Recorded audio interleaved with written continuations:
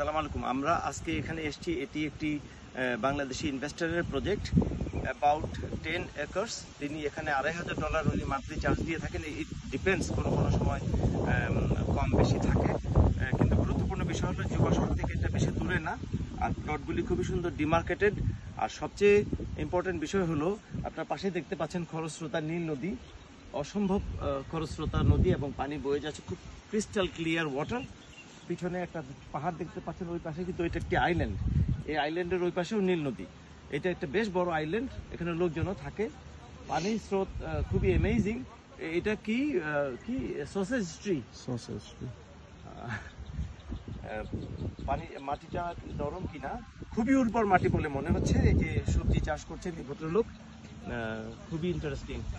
বাংলাদেশি ইনভেস্টররা এখানে এসে ওনার সাথে জেবি করে প্রজেক্ট করতে পারেন, এরকমই একটি চিন্তাধারা। আপনাদেরকে অনেক ধন্যবাদ। এসটি একটা 10 একরের প্লট, একজন বাংলাদেশি ইনভেস্টর এন্টারপ্রেনার, অনেকদিন ধরে তিনি আছেন এখানে। এই জায়গাটা উনি লিজ নিয়েছেন। গুরুত্বপূর্ণ বিষয় হলো যে প্লটটি অনেক বড় এবং দুই পাশে আরো কিছু পানির প্লট আছে।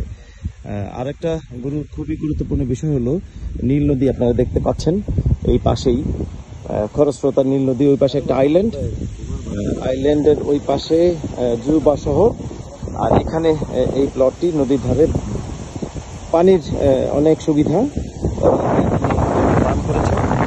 এই ফার্মটি আসলে পরবর্তীতে বাংলাদেশি ইনভেস্টমেন্ট এসে প্রজেক্ট হবে এরকমই একটি চিন্তা ভাবনা।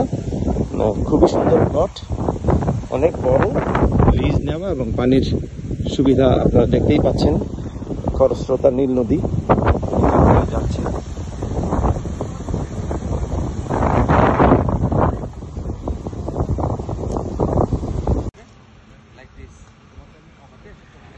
এটা একজন বাংলাদেশি ইনভেস্টর, নীল নদীর তীরে তিনি এই প্লটটি নিয়েছেন।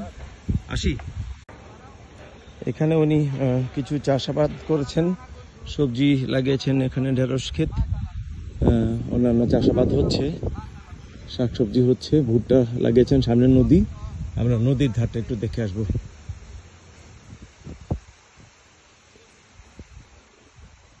গাছে লাউ নাকি, গাছে যেয়ে দেখতে হবে।